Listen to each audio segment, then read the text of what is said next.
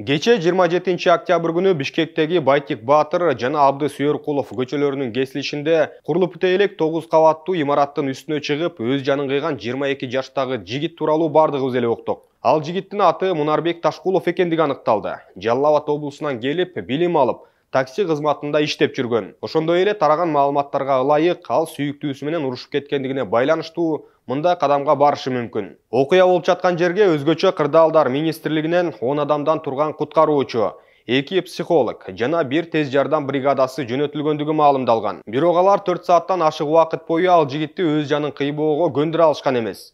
Аны менен болгон психологдордун маеги сөздөрү да тилекке каршы жардамын берген жок. Боюн жерге таштаган Мунарбектин эжеси Кундуз Бердишеванын айтымында алгач милиция кызматкерлери аны инисине жолоткон эмес. Бирок бир аз убакыттан кийин өйдө алып чыгышып, бир-эки эле сөз айткан соң кайра ылдый алып түшкөн. Арадан бир нече убакыт өткөндөн кийин Мунарбек жардам берем дегендерге жакындап барып, бирок капысынан артты көздөө кайра чуркап, 9-кабаттан жерге боюн таштап жибергени видеого тартылып калган. Үрөйдү учурган бул окуя тууралуу өз пикирлерин билдирип, өзгөчө кырдаалдар министрлигине наразылыктарын айткан активисттер жана тургундар да жок эмес. Бул окуя боюнча өзгөчө кырдаалдар министрлигинин жарандык коргонуу башкы башкармалыгынын подполковниги Рыспек Жолдошбаевдин билдирүүсү. Бул жаран бизге куткаруу иштерин жүргүзүүгө мүмкүнчүлүк берген жок. Жигит чечкиндүү өз жанын кыюуга бел байлаганын билдирген. Ал биздин кызматкерлерди жанына такыр жолотпой койду. Бийик кабаттан адамды куткарууга жардам берген атайын чатырлар бар. Бирок нускама боюнча аларды 8 метрден ашкан учурларда колдонууга болбойт. Буга техникалык регламенттер тарабынан тыюу салынган. Биз аны альпинизм жана аркан менен жерге түшүрө алмакпыз. Бирок ал балким психологиялык жактан жабыр тартып жүргөндүктөн эч кимди жанына жолотпой койгондур.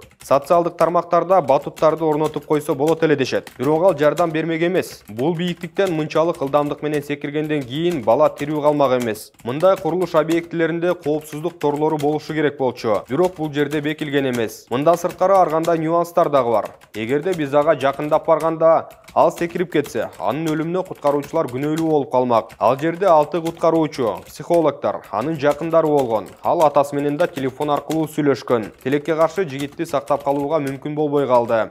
9 кабаттуу имарат бул жолу менен 27 метр бийиктикти берет. Эгер жогоруда айтылган маалыматтар чындыкка туура келсе, анда чындап эле батут жардам бермек эмес. Бирок ошол секирер маалда байкасаңыздар Мунарбек 9-кабаттын кырынан 5-6 метр алыстыкта турган. Эмне үчүн анын жанында турган кызматкер басып жыгылган жок?